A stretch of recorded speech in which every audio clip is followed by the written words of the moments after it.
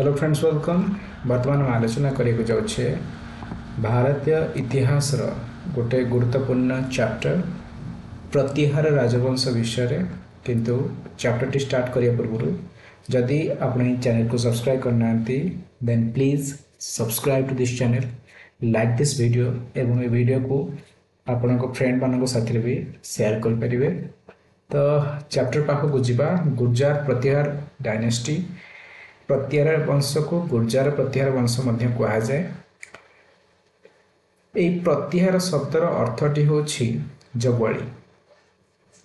विश्वास करा जाए जेतेबळे उत्तर पश्चिम दिगरु आमर मध्य एशिया आक्रमण करी माने आसुथिले एमाने गिरिपथ सबू जगुथिले, तो सेतिपई तांको ना एमती हेछि जगुआली बा प्रतिहार।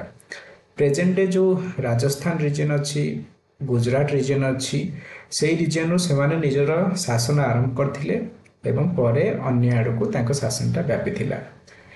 अष्टम शताब्दी बेलू से बहुत प्रोमिनेंट हो गले, शक्तिशाली हो गले एवं यही वंशर स्थापना करथिले हरिचंद्र। देन पॉलिटिकल हिस्ट्री विषय आलोचना करिबा। नागभट्ट वन होछंती जड़े गुरुत्वपूर्ण राजा प्रतिहार वंशर जे कि आरब अटैक को ये अंचल रोकी पार्थिले। आरब माने जेतबे अटैक कले सेतबे नागभट्ट वन तांका आगे ठिया गले एवं आरब आक्रमण को आमे कहि परिबा गोटे प्रकार कई दशंधि धरी बा गोटे दिटा सेंचुरी जाए अटकाई हैला यही प्रतिहार वंश पाई। एवं कन्नौज जो जगहटा थिला एबे भी उत्तर प्रदेश रे ये अंचल कन्नौज अच्छी। ए कन्नौज पाई तीनिटी राजवंश सब लड़ाई करथिले। गोटे तो ये होगला ये प्रतिहार जहाँ रिजन यपटे थिला, आ गोटे हूँ बेंगल ओरिजिन पाल वंश, आउपटे हूँ डेक्कान अंचल राष्ट्रकूट वंश। राष्ट्रकूट एपटे पाल एपटे प्रतिहार, ये तीन जन जाक लड़ाई करथिले जे कन्नौज अंचल की अख्तियार रखिबो। कारण कन्नौज गोटे गुरुत्वपूर्ण जगह अवस्थित अच्छी, आम से ट्रेड चलती, विभिन्न प्रकार एक्टिविटी चलती, भारतर गोटे प्रकार केन्द्र कहले से टाइम तो से नवाक लड़ाई चलता। लड़ाईटी इतिहास रे ट्राइपार्टाइट स्ट्रगल भाव जनाशुना। तो आमको बारंबार क्वेश्चन पचारि पारे जे जो ट्राइपार्टाइट स्ट्रगल एटा क्या क्या भितर होता। ट्राइपार्टाइट स्ट्रगल आमर पाल, राष्ट्रकूट एवं प्रतिहार मानक मध्य होता। जड़े प्रतिहार राजा थिले बत्सराज, ये इनिशियल स्टेज रे राष्ट्रकूट मान पराजित होते, किंतु लड़ाई तो जारी रहा अनेक वर्ष जाए। मीर भोज होती प्रतिहार वंशर सबुठारु गुरुत्वपूर्ण राजा, तांको समयटा गोल्डन पीरियड कहुए। अच्छा, जड़े आरब ट्रावेलर आसते ऑल मासुड़ी, तांकर जो विवरणी अच्छी भ्रमण विवरणी से आमको अनेक कथा जना पड़े यही प्रतिहार वंश विषय। परवर्ती भाव को जीवा एडमिनिस्ट्रेशन एंड गवर्नेंस। गवर्नेंस किपर थिला, से माने गोटे सेंट्रलाइज्ड गवर्नेंस को फॉलो करनथिले। तांका पाखरे क्षमतार विकेंद्रीकरण थिला, माने केंद्र रे राजा सब किछि कंट्रोल करनथिले। राजा हाथ सब किछि पावर नथिला। पावरटा मुख्य भाव में जो सामंत राजा माने थिले, जो लोकाली स्ट्रॉन्ग चीफ माने थिले, से माने मुख्य भाव में तांको एरिया कथा सी बुझुथिले एवं तांको ऊपर खाली राजा सामंत मान कंट्रोल करथिले। एटा मुख्य भाव में गोटे कृषि भित्तिक अर्थनीति थिला एवं आमर जो कृषि जमीर कर मुख्य सोर्स ऑफ इनकम थिला एई साम्राज्यर। तांकर गोटे स्ट्रॉन्ग कैवलरी फोर्स थिला, जो पदातिक बाहिनी गोटे स्ट्रॉन्ग थिला। कैपिटल थिला कन्नौज। आज भी कन्नौज उत्तर प्रदेश रे गोटे अंचल अच्छी। आर्ट आर्किटेक्चर कल्चर विषय आलोचना करबा। आमे वीडियोटी जहाँ भी आलोचना करछे ता रिलेटेड आमे अनेक क्वेश्चन भी लास्ट को एमसीक्यू आकार अटेंड करबा। प्रतिहार वंशर नगर स्टाइल आर्किटेक्चर जो अच्छी ताको डेवलप करिवारे गोटे गुरुत्वपूर्ण भूमिका थिला। से माने पैसा खर्च करी ए स्टाइल टाको अनेक व्यवहार विकसित करथिले। नगर स्टाइल कहले हम ओडिसा रे प्रायतः बहुत कम देखिया मिलबो। आमर ओडिसा रे जो स्टाइलटा अच्छी लिंगराज मंदिर हो, जगन्नाथ मंदिर सब गुरुत्वपूर्ण मंदिर, आमर हो उत्कलीय स्टाइल, ठीक अच्छे। किंतु जदि आम नॉर्थ इंडिया को पळेबा, आमर बनारस रे गुडा मंदिर अच्छी, गुजरात रे अच्छी, ए सब होछि नगर स्टाइल। ये नागर स्टाइल रे आमर आर्ट एंड कल्चर जो पेपर अच्छी तादर पचारि पारे ଶିଖର ଥାଏ ସବୁଠୁ ଯୋଉ ଉଚ୍ଚା ମନ୍ଦିର ଉଚ୍ଚା ଦେଉଳଟି ସେଟା ହଉଛି ଶିଖର। ଶିଖର ତଳେ ଥାଏ ଗର୍ଭଗୃହ, ଗର୍ଭଗୃହରେ ବସନ୍ତି ସେଇ ମନ୍ଦିର ମୁଖ୍ୟ ଦେବତା। ତାପରେ ଏଇ ଯୋଉ ଶିଖର ତଳକୁ ଯୋଉଟା ରହିଲା ଟିକେ କମ ହାଇଟ ବାଲା ତାକୁ କୁହାଯାଏ ମହାମଣ୍ଡପ। ମହାମଣ୍ଡପ ଠାରୁ ଆଗକୁ ଯିଏ ରହିଲା ସେଟା ହଉଛି ମଣ୍ଡପ। ମଣ୍ଡପ ଆଗରୁ ଯିଏ ରହିଲା ଅର୍ଥାତ୍ ଯାହା ଦେଇକି ଲୋକମାନେ ଭିତରକୁ ଯାଆନ୍ତି ତାକୁ କୁହାଯାଏ ଅର୍ଦ୍ଧ ମଣ୍ଡପ। ତା ଛଡା ଯୋଉ ଆମର ଶିଖର ଅଛି, ଶିଖର ଉପରେ ଗୋଟେ କଳସ ସ୍ଥାପନ କରାଯାଏ ଏବଂ ଏଇ ଯୋଉ କଳସ ଯୋଉଟା ସ୍ଥାପିତ ହେଇଛି ଶିଖରରେ ତା ଚାରିପଟେ ଏମିତି ଛୋଟ ଛୋଟ ମନ୍ଦିର ବି ଲାଗି ଲାଗି ଥାଏ, ତାକୁ କୁହାଯାଏ ଉରୁଶୃଙ୍ଗ ବା ଉପଶିଖର ତାକୁ କୁହାଯାଏ। ଠିକ ଅଛି। ଆମେ ଗ୍ୱାଲିୟରରେ ଏମିତିଆ ମନ୍ଦିର ଗୁଡା ଦେଖିପାରିବା। ଖଜୁରାହର ଯୋଉ ମାନେ ଚାନ୍ଦେଲ ରାଜବଂଶ ଖଜୁରାହର ପରେ ଯୋଉ ମନ୍ଦିର ହେଇଥିଲା ତାକୁ ସବୁ ମୁଖ୍ୟ ଭୂମିକା ଗ୍ରହଣ କରିଥିଲେ, ପାଟ୍ରୋନାଇଜ କରିଥିଲେ। କିନ୍ତୁ ଖଜୁରାହର ମନ୍ଦିର ମାନେ ସବୁ ଯେତେବେଳେ ନୂଆ ନୂଆ ଆରମ୍ଭ ହେଲା, ଷ୍ଟାର୍ଟିଂ ଯେତେବେଳେ ମନ୍ଦିର ଇଏ ସବୁ ଏଇ ପ୍ରତିହାର ବଂଶ ସମୟରେ ହିଁ ତିଆରି କରାଯାଇଥିଲା।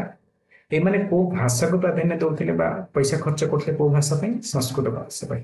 ସଂସ୍କୃତ ଭାଷା, ସଂସ୍କୃତ ସାହିତ୍ୟ, ସଂସ୍କୃତ ଶିକ୍ଷା ପାଇଁ ଏମାନେ ପଇସା ଖର୍ଚ୍ଚ କରୁଥିଲେ। ତାଙ୍କ ଧର୍ମ ବିଶେଷ ଭାବରେ ହିନ୍ଦୁଇଜିମ୍ ଥିଲା। ପୁଣି ହିନ୍ଦୁଇଜିମ୍ରେ ସେମାନେ ବୈଷ୍ଣବିଜିମ୍କୁ ଫଲୋ କରୁଥିଲେ। କିନ୍ତୁ ଆମେ କହିପାରିବା ଯେ ଅନ୍ୟ ଯୋଉ ଧର୍ମ ସବୁ ମୁଖ୍ୟ ଧର୍ମ ମାନେ ରହିଲେ, ସେ ବୌଦ୍ଧ ହୁଅନ୍ତୁ, ଆମର ଜୈନ ହୁଅନ୍ତୁ, ତାଙ୍କ ପ୍ରତି ସେ ଟଲରେନ୍ସ ଥିଲେ, ତାଙ୍କୁ ଏତେ ହଇରାଣ କରୁନଥିଲେ। ପରବର୍ତ୍ତୀ ପାର୍ଟକୁ ଯିବା। ଏଇ ସାମ୍ରାଜ୍ୟର ଡିକ୍ଲାଇନେସନ କାହିଁକି ଆସିଲା ଆଉ ତାର ଲିଗାସି ଆଜି ପର୍ଯ୍ୟନ୍ତ କଣ ରହିଛି? ଡିକ୍ଲାଇନେସନର ମୁଖ୍ୟ କାରଣ ହେଉଛି ରାଷ୍ଟ୍ରକୂଟ ମାନେ ରାଷ୍ଟ୍ରକୂଟ ମାନେ ବାରମ୍ବାର ବାରମ୍ବାର ଆକ୍ରମଣ କରିବାରୁ ଏହି ସାମ୍ରାଜ୍ୟର ଗୋଟେ ପ୍ରକାର ପତନ ଘଟିଲା ବୋଲି ଆମେ କହିପାରିବା। ତା ଛଡା ଇଣ୍ଟରନାଲ ରିଭୋଲ୍ଟ ବି ହେଲା, ତାଙ୍କ ଆନ୍ତଃକନ୍ଦଳ ଦେଖାଗଲା। ପରେ ଲିଡର ମାନେ ଯୋଉ ଆସିଥିଲେ ସେମାନେ ଏତେ ଷ୍ଟ୍ରଙ୍ଗ ଲିଡର ନଥିଲେ, ୱିକ୍ ଲିଡର ଥିଲେ। ଲିଗାସି ହେଉଛି ଇଣ୍ଡିଆନ କଲଚରକୁ ଆଗକୁ ବଢେଇବାର ତାଙ୍କର ଗୋଟେ ଗୁରୁତ୍ୱପୂର୍ଣ୍ଣ ଭୂମିକା ଥିଲା। ଏବଂ ଆରବ ମାନଙ୍କର ଯୋଉ ଆକ୍ରମଣ, ଆରବର ପ୍ରାଧାନ୍ୟ ବିସ୍ତାର ଯୋଉ ଭାରତରେ ହେଲା ପରେ ତାକୁ ସେ ଡିଲେ କରେଇଥିଲେ। ମାନେ ଏମାନେ ଯଦି ନଥାନ୍ତେ ପ୍ରତିହାର ମାନେ, ଆରବ ମାନେ ବହୁତ ଆଗରୁ ଆସି ଆକ୍ରମଣ କରିଥାନ୍ତେ। ତ ଇଏ ଥିଲା ଆମର ସମ୍ୟକ ଆଲୋଚନା ଗୁର୍ଜାର ପ୍ରତିହାର ବଂଶ ବିଷୟରେ। ବର୍ତ୍ତମାନ ଆମେ ଯାହା ଆଲୋଚନା କଲେ ସେ ରିଲେଟେଡ କିଛିଟା MCQ ଆଟେଣ୍ଡ କରିଦେବା। Who was the founder of the Gurjara Pratihara dynasty? ତ ଆର ଫାଉଣ୍ଡର କିଏ ଥିଲେ? ମିହିର ଭୋଜ, ନାଗଭଟ୍ଟ ୱାନ, ବତ୍ସରାଜ ନା ମହେନ୍ଦ୍ର ପାଳ ୱାନ? କରେକ୍ଟ ଆନ୍ସର ହେଉଛି ନାଗଭଟ୍ଟ ୱାନ। ନାଗଭଟ୍ଟ ୱାନ ତାଙ୍କୁ ଏହି ଶ୍ରେୟ ଦିଆଯାଏ ଯେ ସେ ଗୁର୍ଜାର ପ୍ରତିହାର ଡାଇନେଷ୍ଟିର ସ୍ଥାପନା କରିଥିଲେ 8th ସେଞ୍ଚୁରୀରେ ଏବଂ ସେ ଆରବ ଇନଭେଜନକୁ ବି ଏହି ସମୟରେ ଅଟକେଇ ପାରିଥିଲେ। ପରବର୍ତ୍ତୀ କ୍ୱେଶ୍ଚନକୁ ଯିବା। Which Gurjara Pratihara ruler assume the title Adivaraha and led the dynasty to its zenith? ମାନେ ଏଇ ସାମ୍ରାଜ୍ୟଟି ଶିଖରରେ କାହା ସମୟରେ ପହଞ୍ଚିଥିଲା, ଅର୍ଥାତ୍ ସବୁଠାରୁ ବଡ ଏରିଆ ବା ସୁବର୍ଣ୍ଣ ପିରିୟଡ କାହା ସମୟରେ ଥିଲା? ନାଗଭଟ୍ଟ 2 ନା ମହେନ୍ଦ୍ରପାଳ 1 ନା ବାତ୍ସରାଜ ନା ମିହିର ଭୋଜ? ଆମେ ଯେତେବେଳେ ଆଲୋଚନା କରୁଥିଲେ ମିହିର ଭୋଜଙ୍କ କଥା ମୁଁ କହୁଥିଲି, ଆଙ୍କରି ପିରିୟଡଟା କୁହାଯାଏ ଗୋଲ୍ଡେନ ଏଜ୍। ସେହି ସମୟରେ ପ୍ରତିହାର ରୁଲର ଗୋଲ୍ଡେନ ଏଜ୍ଟା କୁହାଯାଏ ମିହିର ଭୋଜଙ୍କ ସମୟକୁ। ଏବଂ ମିହିର ଭୋଜ ଏଇ ଟାଇଟେଲ ନେଇଥିଲେ ଆଦିବରାହ। ଏଇ ଟାଇଟେଲଟା ଆମେ ଜାଣିଛେ ବିଷ୍ଣୁ ବରାହ ଅବତାର ନେଇଥିଲେ, ତ ପ୍ରଥମ ବରାହ, ସେଥିପାଇଁ ଆଦିବରାହ କୁହାଯାଏ ବିଷ୍ଣୁଙ୍କୁ। এই ଆଦିବରାହ ଟାଇଟେଲଟା ମିହିର ଭୋଜକୁ ନେଇଥିଲେ। ଠିକ ଅଛି। ଆଉ ତାଙ୍କ ସମୟଟାକୁ ଗୋଲ୍ଡେନ ଏଜ୍ କୁହାଯାଏ ଡାଇନେଷ୍ଟିର, କାରଣ ଟେରିଟୋରିଆଲ ଏକ୍ସପାନ୍ସନ ହେଇଥିଲା, ବହୁତ ବଡ ଏରିଆ ତାଙ୍କ ଅଣ୍ଡରକୁ ଆସିଯାଇଥିଲା, କଲଚରାଲ ପାଟର୍ନେଜ ବି ହେଇଥିଲା। ପରବର୍ତ୍ତୀ କ୍ୱେଶ୍ଚନକୁ ଯିବା। The Gurjara Pratihara dynasty was one of the participants in which famous tripartite struggle? ଏଇ ଯୋଉ ତ୍ରିମୁଖୀ ଲଢେଇ ହେଇଥିଲା, କୋଉ ସ୍ଥାନ ପାଇଁ ଲଢେଇଟା ହଉଥିଲା? ଥାଞ୍ଜଭୁର ପାଇଁ ନା କନୌଜ ପାଇଁ ନା କାଲିଞ୍ଜର ପାଇଁ ନା ପାନିପତ ପାଇଁ? ପାନିପତରେ ବି 3ଟା ଲଢେଇ ହେଇଛି, ପାନିପତ 1 2 3। ତ ଏଇ ଯୋଉ ଲଢେଇଟା ହଉଥିଲା ପ୍ରତିହାର ବଂଶ ସମୟରେ, ଏଇଟା ହଉଥିଲା କନୌଜ ପାଇଁ। କନୌଜ ଯେହେତୁ ଗୋଟେ ଗୁରୁତ୍ୱପୂର୍ଣ୍ଣ ସ୍ଥାନରେ ଅବସ୍ଥିତ ଅଛି ଆଉ 3ଟି ସାମ୍ରାଜ୍ୟ ସେଠି କ୍ଲାସ କରୁଛି, ସେଥିପାଇଁ ଏଇ ଜାଗାଟି ଟ୍ରାଇପାର୍ଟାଇଟ ଷ୍ଟ୍ରଗଲ ପାଇଁ ଏଇ ସ୍ଥାନଟି ପ୍ରସିଦ୍ଧ। ସେ 3ଟି ଡାଇନେଷ୍ଟି ହେଲେ ପ୍ରତିହାର, ପାଳ ଆଉ ରାଷ୍ଟ୍ରକୂଟ। ମ୍ୟାପରେ ଦେଖିଦେବା। ଇଏ ତ ଆମେ ଦେଖିଛେ ପ୍ରତିହାର ଏଇଠୁ ହେଇଯାଏ। ପାଳ ମାନେ ଏଇ ବେଙ୍ଗଲ ଓଡିଶା ରିଜିୟନ ଆମର ହେଇଗଲା। ଏଇଟା ପାଳ ମାନେ ଏଠି ରାଜୁତ କରିଥିଲେ, ଆଉ ଦାକ୍ଷିଣାତ୍ୟରେ ରାଜୁତ କରିଥିଲେ ରାଷ୍ଟ୍ରକୂଟ ମାନେ। ଠିକ ଅଛି। ରାଷ୍ଟ୍ରକୂଟ ଏପଟୁ, ପାଳ ଏପଟୁ, ଗୁର୍ଜାର ପ୍ରତିହାର ଏପଟୁ, 3 ଜଣ ଯାକଙ୍କର ଗୋଟିଏ ଲକ୍ଷ୍ୟ କନୌଜ। ଠିକ ଅଛି। ତ ଏଇଟା ବହୁତ ଦଶନ୍ଧି ଧରି ଚାଲିଥିଲା। ଠିକ ଅଛି। ତାପର क्वेश्चन को जीवा हमें under which ruler did the Gurjara Pratihara reach their greatest territorial extent माने सबुठर अधिका टेरिटोरी कहा समय से पाई नागभट्ट टू ना मिहिर भोज ना बश्चराज ना रामभद्र गोल्डन पीरियड तो आम मिहिर भोज अच्छी तो मिहिर भोज समय से टेरिटोरी सब अधिका बढ़े नॉर्दर्न इंडिया सेंट्रल इंडिया रे। परवर्ती क्वेश्चन को जीवा which architectural style did the Gurjar Pratiharas predominantly patronize को स्टाइल से माने बहुत प्रमोट करथिले द्राविडियन स्टाइल ना बेसर स्टाइल ना नागर स्टाइल ना इंडो इस्लामिक स्टाइल से माने प्रत्याहार माने प्रमोट करते नागर स्टाइल ऑफ आर्किटेक्चर को एवं ए नागर स्टाइल आर्किटेक्चर भीतर किसी फीचर्स भी थाए बीहाइव शेप्ड टावर थाए इंट्रिकेट कार्विंग थाए हमर ग्वालियर रो अनेक कारुकार्य खजुराहर जो प्रथम स्तर रे जो मंदिर वाला तैयारी होता सेठी भी ए स्टाइल रे देखा को मिले। परवर्ती क्वेश्चन को जीवा which city served as the capital of Gurjara Pratihara dynasty Gurjara मानक राजधानी कोटला उज्जैन थिला ना कनौज ना दिल्ली एज करेक्ट आंसर होची कनौज। कनौज स्ट्रेटेजिकली लोकेटेड थिला प्रतिहार मानक सिंबॉलिक कैपिटल थिला तांकर उत्तर नॉर्थ इंडिया सुपर थिला ए कनौज को सेंटर करी ही से माने आगु बढ़थिले। What was the major reason for the declination of the Gurjar Pratiharas? एक गुर्जर प्रतिहार वंशर पतन कारण कौन? Excessive trade dependence, ना religious persecution, continuous invasion and weak leadership, ना lack of economic resources. तांकर बहुत invasion हैला आउ weak leadership आसीगला सेतिपाई ए साम्राज्यर पतन घटिला।